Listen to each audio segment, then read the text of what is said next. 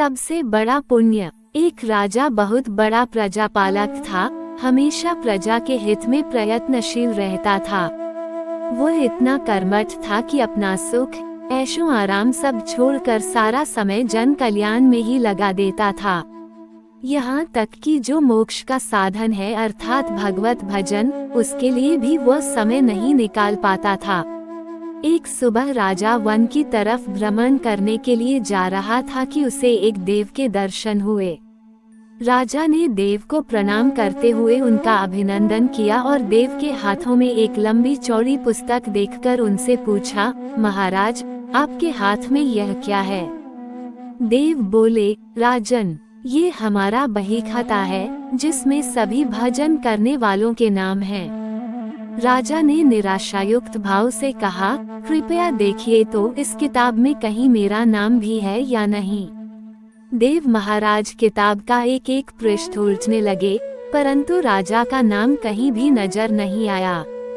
राजा ने देव को चिंतित देखकर कहा, महाराज, आप चिंतित ना हो, आपके ढूंढने में कोई भी कमी नहीं है। वास्तव में ये मेरा दुर्भाग्य है कि मैं भजन कीर्तन के लिए समय नहीं निकाल पाता और इसीलिए मेरा नाम यहाँ नहीं है।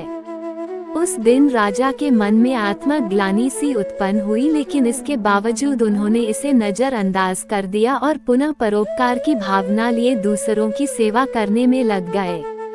कुछ दिन बाद राजा फिर सुबह वन की तरफ टहलने के लिए निकले तो उन्हें वही देव महाराज के दर्शन हुए। इस बार भी उनके हाथ में एक पुस्तक थी। इस पुस्तक के रंग और आकार में बहुत भेद था और यह पहली वाली से काफी छोटी भी थी। राजा ने फिर उन्हें प्रणाम करते हुए पूछा, महाराज, आज कौन सा बही खाता आपने हाथों में लिया हुआ है? देव ने कहा, राजन, आज के बही खाते में उन लोगों का नाम लिखा है जो ईश्वर को सबसे अधिक प्रिय हैं।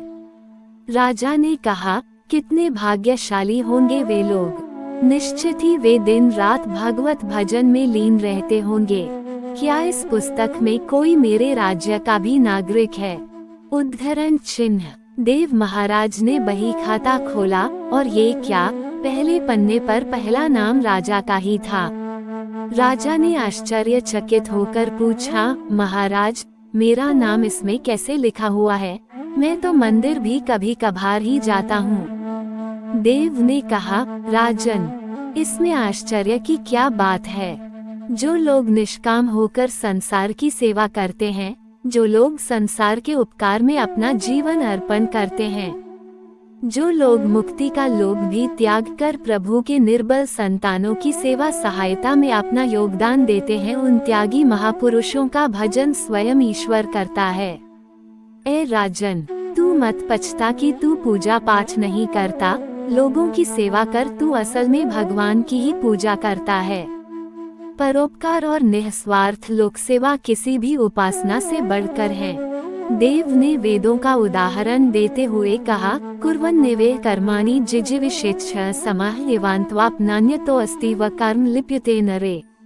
अर्थात कर्म करते हुए 100 वर्ष जीने की इच्छा करो तो कर्म बंधन में लिप्त हो जाओगे।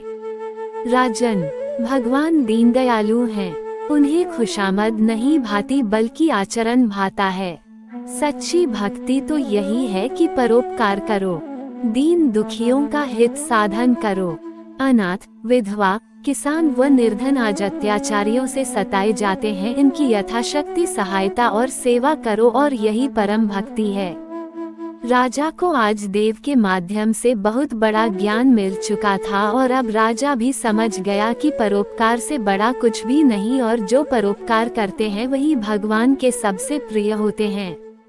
मित्रों, जो व्यक्ति निस्वार्थ भाव से लोगों की सेवा करने के लिए आगे आते हैं, परमात्मा हर समय उनके कल्याण के लिए यत्न करता है। हमारे पूर्वजों ने कहा भी है, परोपकाराय पुण्याय भवति, अर्थात दूसरों के लिए जीना, दूसरों की सेवा को ही पूजा समझकर कर्म करना, परोपकार के लिए अपने जीवन को सार्थक बनाना ही सबसे बड़ा पुण्य है। और जब आप भी ऐसा करेंगे तो स्वतः ही आप वही ईश्वर के प्रिय भक्तों में शामिल हो जाएंगे। आपका बहुत बहुत धन्यवाद।